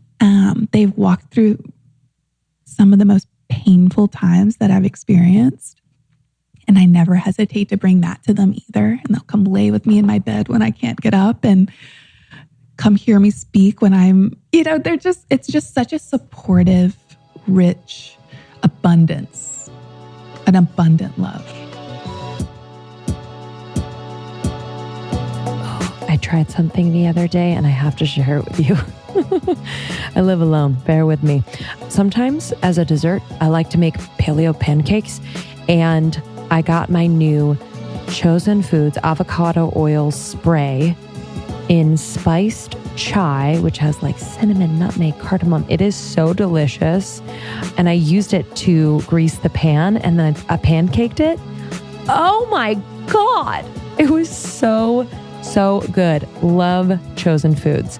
It's a San Diego-based health food company, and they're best known for starting the avocado oil craze. They offer a variety of healthy fats and clean label products like avocado oil mayo and avocado oil-based salad dressings. And it really, honestly, for me, has kind of reinvigorated my drive to cook for myself. It makes it so much easier, more fun, and all of the ingredients are super, super clean. I just love Chosen Foods. So check it out, chosenfoods.com, peruse the website. Everything is super nourishing and delicious. So if you'd like to try Chosen Foods, you can go to chosenfoods.com/almost30 and then use the promo code almost30 during checkout for 50% off your entire order. I'm going to tell you right now, stock up on their newest avocado oil sprays. I love the citrus pepper, the spice chai. I'm actually looking at it right now, and the lemon dill. So those are my 3 faves. Spice chai for pancakes. Try it out. Let me know. And we love you. chosenfoods.com/almost30, promo code almost30 for 50% off. My new favorite treat, and I eat the whole bar, is the L'Encanto monk fruit chocolate. Oh, so yeah. Bomb. You guys, it's 220 calories for the entire bar, I think. And it is, you don't need to eat the whole bar, but it is amazing and made with monk fruit. And I get it from Thrive. It's been the best. They have it all. Yes. I truly don't need to go anywhere. I know, honestly. They have my favorite Laird superfood. Mm-hmm. So I actually mix that up with everything and anything. So I mix it with teas. I mix it with a matcha. I mix it with coffee. Every Four Sigmatic thing that I have too. Yeah, it's so good. And I'm also digging, because I'm just becoming a little bit more conscious about what goes on in the wine industry. I am digging the Thrive Market clean wine. Yes. So they're made from organic, biodynamic, or sustainably farmed grapes. It matters. So they're really thoughtful about this. So this is a hub where you can go to find wine that is, good for you and as clean as possible.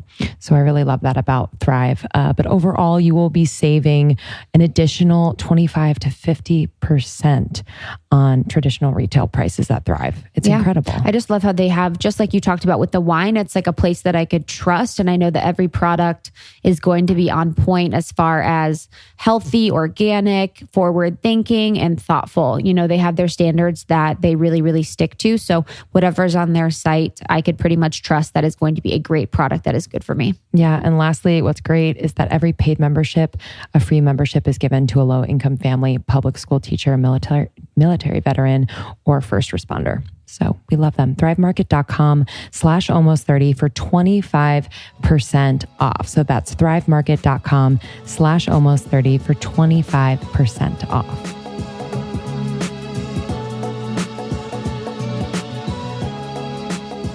A lot of the reason why people, like when you have a relationship like yours, you can go to a place, be together, have the best time, leave each other, is because it's actually yours.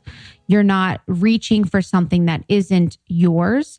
When people are attached or they can't leave their partner's side or, that person's side, it's almost like a grasping for wanting to have something that may not forever be theirs. But because this is like a soul contract and it is yours to keep, it's like you can leave each other and know that you'll always come back.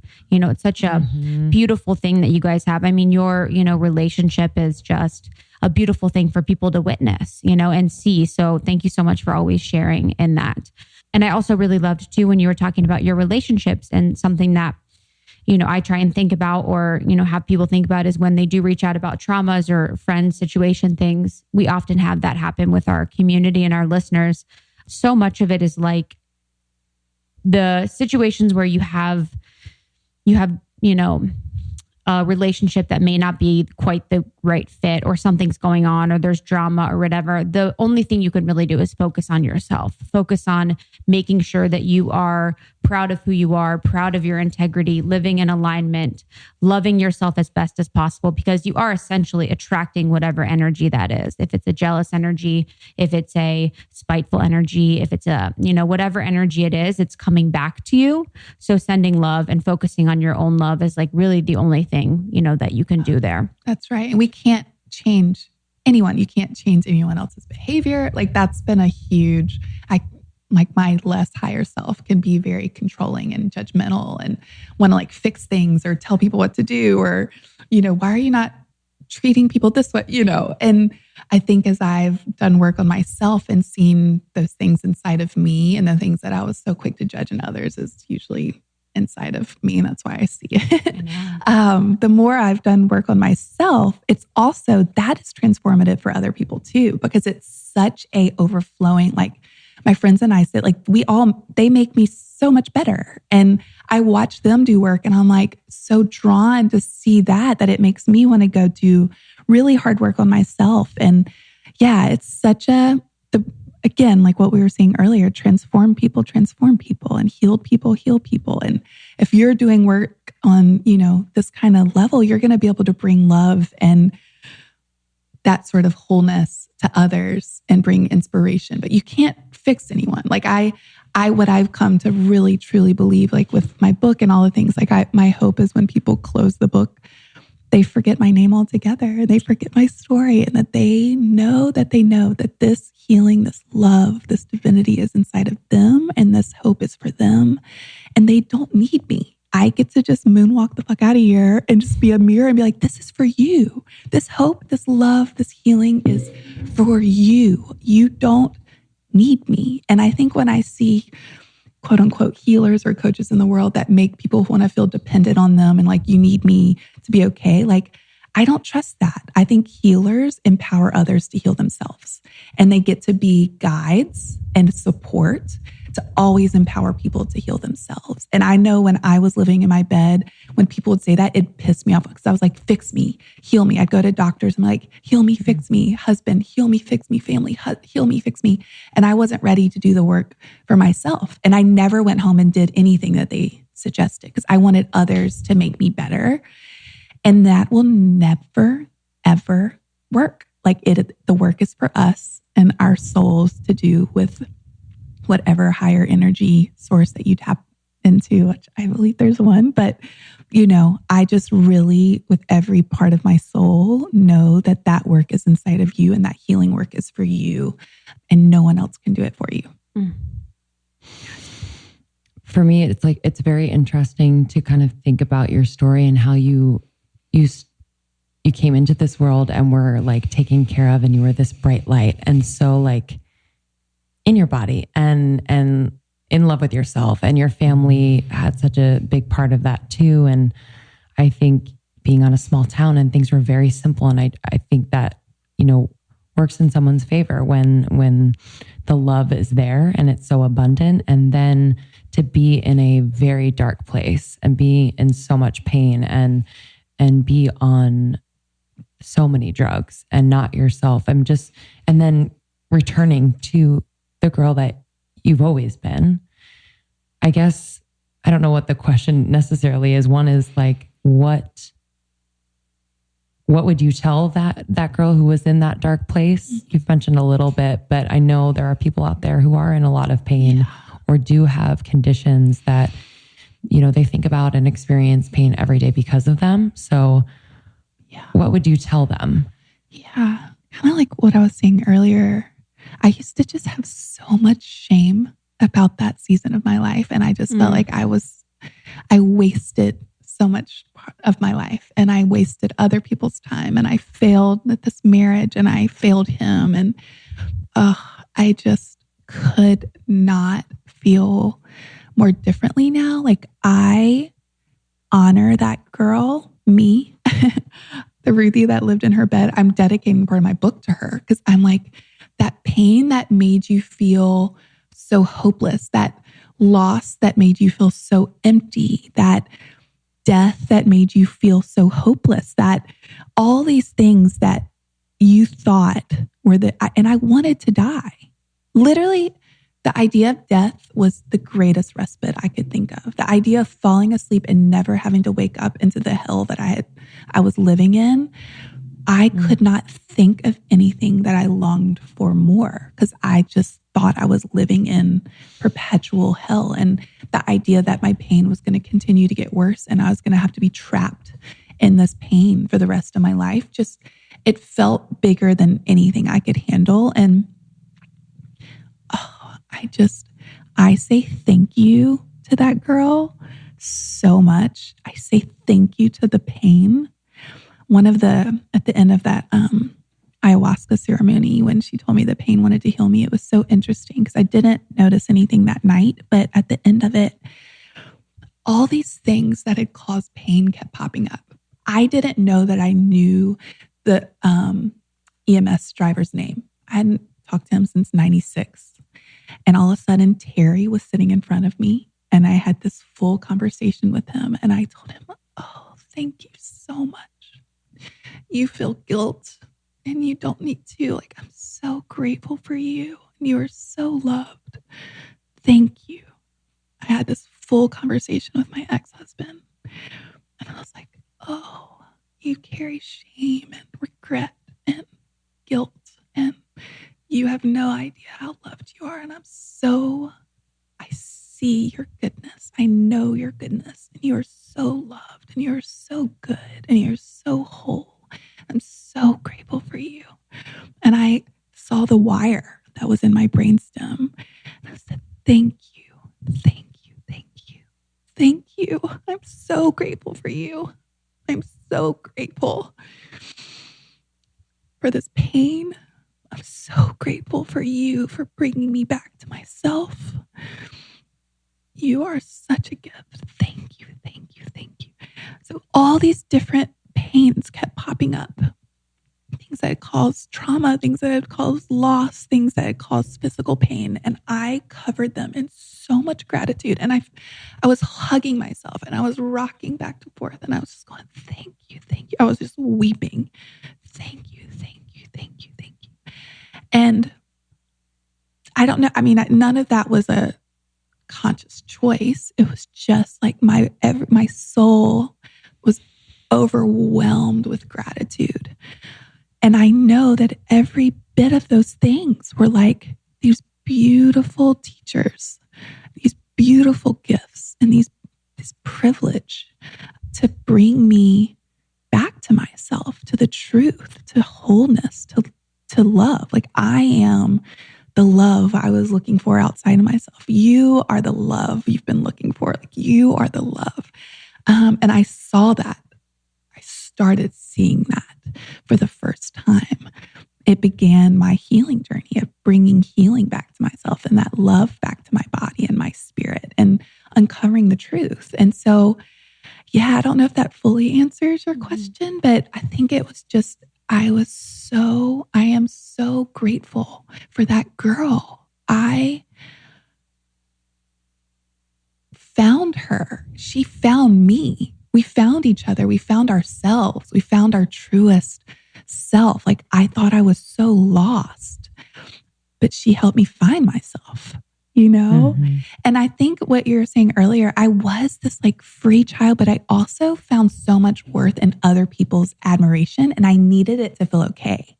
So then one part of my nervous breakdown was shame, because I had always been this great kid. I was like, you know, homecoming queen and always loved. And all of a sudden, I literally couldn't take care of myself. I was completely out of my mind, addicted to everything under the sun and non-functional, and been living in my bed for 7 years, and my marriage was coming to an end. And I had C. diff, where I literally was just shitting my pants all day, every day for good 3 months. That'll humble you. And I realized this, I put up this thing where I needed worth and value from others. And that's been a really beautiful journey too, to come back to my worth has always been there. It doesn't matter. Like, I found this,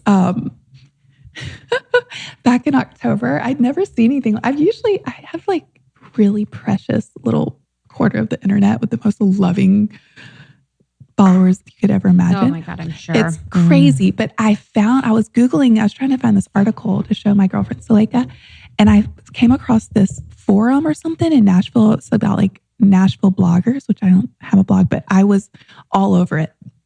And for some reason, I read it for like 20 minutes, and these people hate us. Like, they loathe us. And these women, it was like, you know, she is so full of shit.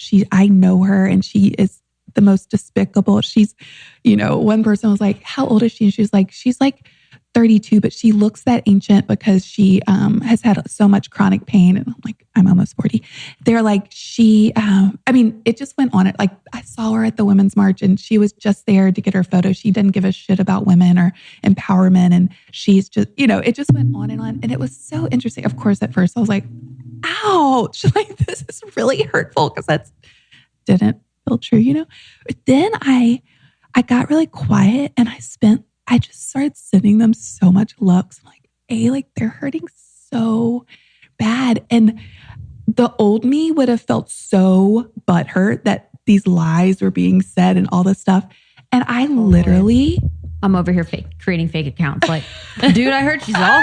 I saw her at the march. She was totally engaged. It was just so interesting, because the old me would have really spent a lot of time and energy around that, and felt so, you know, the injustice of these people lying about me and making up all these stories. And I was like, y'all, it was just the most beautiful thing. I sent them so much love, because I know they're hurting so much. And I also just came back to the truth. Like, I know exactly who I am. And that not in a like, fuck you, I don't care what you think. Because I like sent them so much love. And then it also put a mirror back on me, because I'm like, I sit here and watch The Bachelor on Monday night, and I will talk about these women like I know them. And the way that the words that I've heard come out of my mouth about these women is not okay. And I am talking about them like I know them. And it's it's the same thing. It's the same heart. It's like, you know, and it was a really great teaching lesson for me of how I want to live in the world and the words I want to put out about others. And then also just like owning my stuff and letting go of I have no control over what anyone thinks. And if they don't, that's all, that didn't have anything to do with me. That's like, it's also not my problem, you know, like it has nothing to do with me. It's not even about me. And that felt just really beautiful. It was like the sweetest. I was just like, I felt really touched by just that lesson and like that shifting. Because the old me would not have been okay, y'all. I would have been so butthurt and there were pages and pages and pages of just like stories about me and a bunch of other people I know that, you know, and it was like, that's okay. They're hurting. That has nothing to do with me. Wow. I'm so interested to see what, you know, the medicine is going to show, you know, Lindsey and I, especially as it relates to shame. Yeah. Seems like shame is like a popular topic among, you know, the medicine. And when I was thinking about when you're talking about shame, I was like writing down that shame is kind of like a social conditioning. It's like a resistance to the present moment and not receiving everything as a gift. So like, you know, for you, it's your pain and suffering.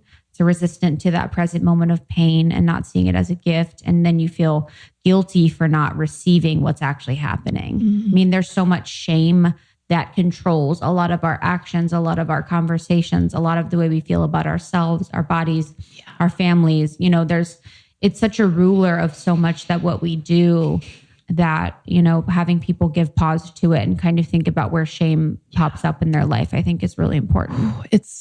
There's these women, Lisa Gungor and Hillary McBride. They do this retreat called the Divine Feminine Retreat. And I got to experience it last December and I'm going to it again in November. And they talk about these stories that culture and church, and Hillary is a trauma therapist. And she has done so much study on where so many of these stories and even like women with their bodies and sexuality. Oh my God, the stories that I used to believe and tell myself are atrocious. And now, y'all, it's like, I can't even like coming back to truth. Like now, like I love dancing naked more than I can ever, because I'm like, look at this beautiful body I chose. And I honor it. And sexuality, especially when you grow up in the church, it's like there's so much shame around sex and sexuality, which, it breaks my heart. It breaks my heart because it's just, oh my goodness, wild. But that has been the most beautiful thing, coming back into my body and trusting my body and trusting its needs and desires and wants and not feeling the shame. Like it is a game changer. It's the sweetest, like we are created as sexual beings and in a sacred way. It's not like I'm out sleeping around with all the people like that. That's not what I'm saying at all. It feels holy and sacred. And I actually just did this 10-day womb healing. Y'all, I'm just getting weirder by the day. I'm literally writing down all the healings. Like, so define feminine womb healing. Got it. Our womb, so that is where our masculine and feminine energy come together. And in every life, our goal is to balance. Like you'll go through many, many lives as a female, many, many lives as a male. And the more lives you have, the more balanced you become. And that's a more wholehearted person is balancing masculine and feminine energies. And your womb holds all your traumas, all your sexual traumas. I mean, even if it's just through culture, like everyone has sexual trauma. You don't even have to have had sex to have a lot of sexual trauma. And so I just did this beautiful 10-day. I can't tell you how beautiful it was. And there were all these little rituals and bath I would take. I would boil these herbs and flowers. And I love things that like take time. I grew up in I microwaved everything. I don't cook, it was just this fast pace. Like I want food a second I think of it and everything, jump on the internet and find out any information you want, and slowing down and doing these really beautiful rituals and really beautiful ceremonies. And there were meditations that went along with each one and honoring your mother and honoring and going through partners and going through pains and it's very detailed, and I don't want to diminish it by speaking too much about it, but it was just the most beautiful. And a lot of times things are happening on a subconscious cellular soul level that you don't necessarily even know, but there's a knowing that this was like, I just knew that I was supposed to do it. I know it's part of like my opening to my future soulmate that I believe will step in this year. Actually, I know that's a whole other story. But there's just like healing that I need to do on my own. And that was part of it. And it's been so beautiful and so sweet. And there were nights there I would just like giggle and hold my heart. And there were nights that literally they were like fattest tears you could imagine. And seeing motivations and why I would do some of the things I was doing. It was a really, really beautiful reconnecting and healing thing. I'm telling y'all, and my girlfriends, I'm like, y'all, I just get weirder by the day, but they trust me, and it's just know we're signing up at Yeah, honestly. I'll tell you all the things. The weirder, the better, honestly. Yeah. But it also just, I'm like, I know it's so weird, but it's also true. 100. That's the thing. That's exactly. Yeah. I'm like, it's wouldn't weird, talk about it if it wasn't true. Yeah. Honestly, I'm like, womb healing, I'm in. Yeah. Literally, when you tell me something, you're like, it's where masculine and feminine meet. I was like, makes sense. Yeah. Literally, it takes me nothing. I'm like, yes, that's right. You know? It's so sweet. When I do my meditations, I hold my hands on my womb and I just send that, like our hands are so healing. And I don't even necessarily have words. A lot of times I don't say anything. I don't have any words, but there's just like, or when I get my neurofeedback, I hold my womb. I don't really know why. I just know I'm meant to. And I know that I need to send energy healing there. And I feel more balanced. Like I came into the world, like I think I've been a mother in many, many, many, many, many lives. But in this life, I'm going to lead with more of a masculine. And I still am very feminine, but masculine energy goes into the world. And it's like if men had to have babies, there would never be a child ever, because masculine energy, it's a more selfish energy. And you're coming back to yourself. And my natural tendency is to go to and like take care of, and like even when I do my plant medicine ceremonies, I have to choose to come back to I want to like do healing work on everyone. And I feel their pain. I will and I've had to learn how to come back. The first 80%. Friend that was like that too. Yeah. She like healed everyone else and everyone else experienced her too. Yeah. Everyone came up to me after. Wow. Like specifically. Everyone's going to come up to me and be like, yo, bitch, you were like nowhere. No. That's not, you're supposed to focus on yourself. Literally going to be. It's so funny. My best friend, Garrett, who I did the last one with, he goes, you were in the bathroom when she was talking about the rules and you missed the memo when she said, don't focus on anyone else. Don't touch anyone else. Literally missed the memo.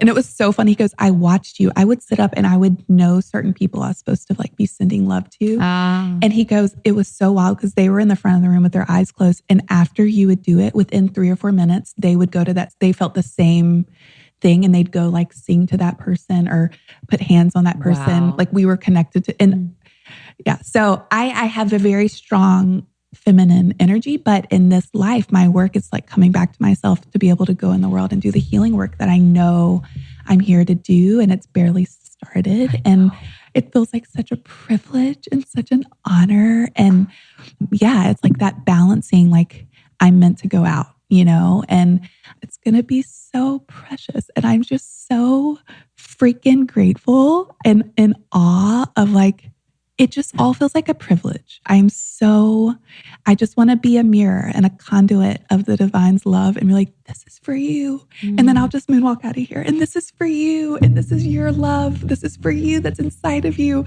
And then I'll get out of here, Go back to Nashville. Yeah, literally. Oh, I feel so lucky. I want to hang with you. I don't want to say goodbye. I know. Y'all are so precious. I haven't talked about most of that.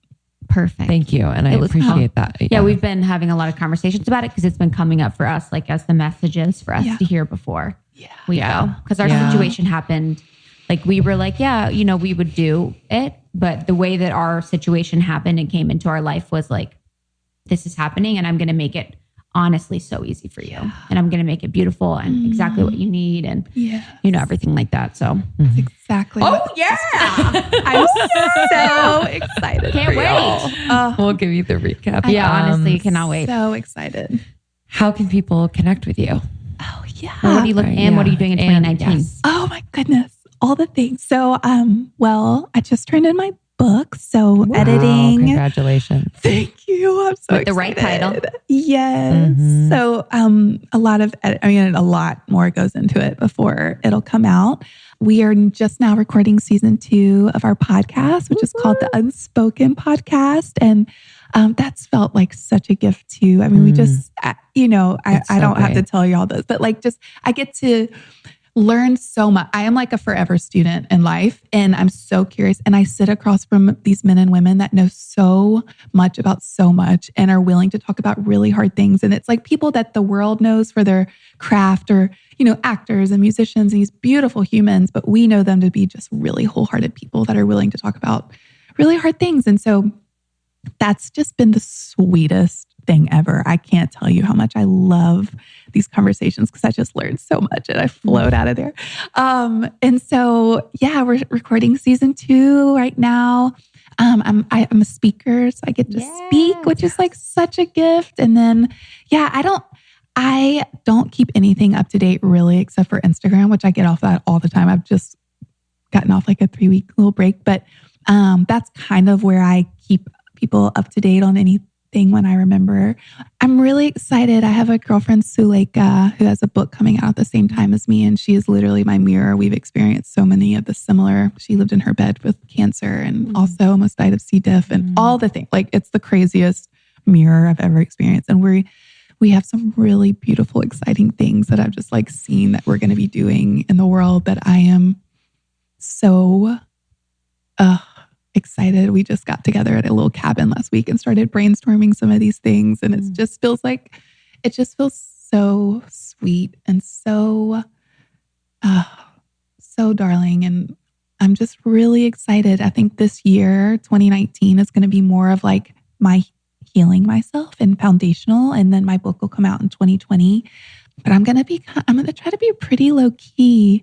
I mean, the podcast, and I mean, Instagram, obviously I'm out there some, but I think this year is meant to kind of be a little more selfish and go inward and do a lot of healing work. It's been this just beautiful healing journey. And then in 2020, I'll kind of, it'll be when it all comes together. Wow. So excited for you. Thank you guys. Thank you. And you're at Ruthie Lindsey on Instagram, so people and then can follow you. The at the Unspoken Podcast. I think you'll really enjoy it. It's so good. Our listeners will, if they aren't already, I'm sure a lot of them are listening, but if you haven't, thank you. Incredible. Guys, thank you so much. I feel so grateful I got to sit across from y'all. Y'all are so precious and your energy is so beautiful. And it's just, this has been such a treat. I'm really, really appreciative. So. Thank you so much. Thank you. Thank you. Thanks, y'all. The same. We'll see you later. Thanks so much. We love you. I love you. Love you. My goodness. Thank you so much, Ruthie. Ruthie, we love you so much. Yes. We'll be following you around the nation. Truly. Honestly. Well, she's going to spend part of her time here in LA, so. I know. I cannot wait. Knocky, knock. Here we are. Met you once. Remember us? Yeah, literally. Met you once. You changed my life. Remember me? It's true. But we did connect. I really feel like it was her post really, on Instagram that tagged us. I know. The sweetest. That kind of stuff is like, means so much. Didn't have to do that. Literally. Like going through like our PayPal 1099s. I'm like, oh, life sucks. And then I'm like, oh my God. I know. Thank you. Turned our day around. Love you. Pick up her book soon. And then listen to our podcast, Unspoken Podcast. All right. Review of the week. Beyond 5 stars to Krista and Lindsay. Thank you. I have been listening to this podcast for over a year now and truly feel that I have gotten to know these ladies so well. I feel so lucky to be part of such an incredible community that values connection, consciousness, and coming together to create such needed social change. Krista and Lindsay have truly cultivated a beautiful collective, and I thank my lucky stars for finding them every day. Not only are they such a fun and open podcasting duo, but they are really ahead of the curve in seeing what topics need to be shared and discussed. I find myself opening myself up to so much every single episode, and I'm so excited to continue this personal development while being so supported by such a vibrant and loving community. 11 out of 10 recommend this to anyone. That was so sweet from Claire in Canada. How do you guys see us like that? Wow. Seriously. I'm like, ugh. It is a goddamn dream to be a steward Truly. to your personal growth and development. And thank you so much. Your reviews mean so much. Yeah, we don't take it lightly, and we don't take it for granted. Thank you. Thank you. If honey. you haven't already and you want to share, you can subscribe and rate and review on iTunes. We love it. We read one. Yep. Every Free episode. content. Please rate a review. Yeah. We will see you on tour. We will be announcing tour in the next couple days. Rebrand is coming soon. Austin event. We will see you then. We cannot wait. And yourpodcastpro.com. If you have a podcast, want to start a podcast, you can find all the resources that we have leveraged to create Almost 30 there. We love you. We love you. Go get them. Goodbye. Bye.